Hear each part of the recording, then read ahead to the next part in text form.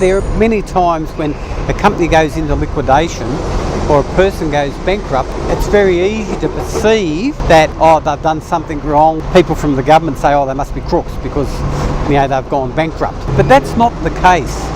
Most of the clients I deal with and associated as a pre-insolvency professional are people where something has gone wrong. And I can think of a landscape gardener in Sydney many years ago doing quite a good job, and for one of the large building companies. The large building company went broke, and consequently he went into liquidation. Now, did he do anything wrong apart from doing work for a company that went broke? No, he didn't do anything wrong. So the many instances of people that have gone bankrupt through something that's not directly associated with them, and it can even be a business where the person was the sole trader and someone else has gone bankrupt, or the company's gone into liquidation and we've forced them to do it. So this perception that where people have gone bankrupt or the company's gone into liquidation, they must be doing something wrong or there's something dodgy, is false. I know of one company where there was a fire next door, and then the fire was in a paint factory. The whole place went up in smoke. Their business was absolutely destroyed. They had specialist tooling machinery which took them about 9 months to get up and going again. And in that time their regular orders had to be fulfilled, so their clients went somewhere else. And the insurance that they had would normally cover it, but they were relying on the insurance of the building next door. And when they made the claim, they found that the building next door wasn't adequately covered. Now that company went into liquidation, and because of the personal guarantees, the director had to go bankrupt.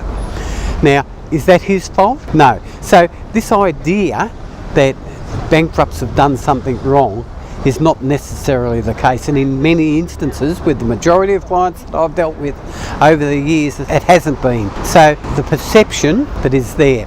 So then you extend that even to professionals that are involved in pre-insolvency work and look at ways of avoiding people paying their debts, as opposed to the others that look at the ways of helping people through the process.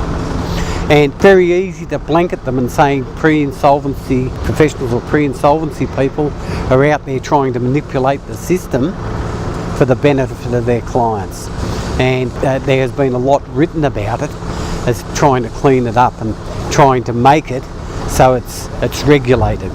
And while I think pre-insolvency would be a good thing to be regulated, we shouldn't get overawed or overwhelmed with the idea that that's going to be the placebo and fix everything. We just have to have a look at the legal profession today, that lawyers' job is to try and get people off when they've done something wrong, and yet we find there are cases where lawyers have been informants, all sorts of things have happened. And same with the tax office and accountants. The same with any industry. You'll find that there's regulation doesn't solve the issue of people performing. All it does is put them into a group. We have a look at financial planners, and back in the late 80s, early 90s, the big thing was to become a financial planner. It largely came about because of people without qualifications out there selling savings plans that really it took 10-15 years before they came good. So that was the start of the financial planning.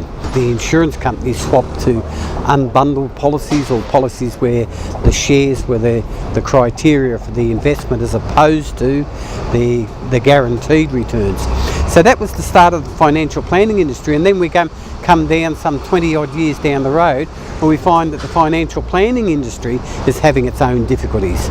We can go through the mortgage broking and the banking industries, and they've all had their problems regardless of whether they're regulated or not regulated. And the thing to do is to concentrate on being able to provide information to the people that work in that industry that help them provide the best information for their clients.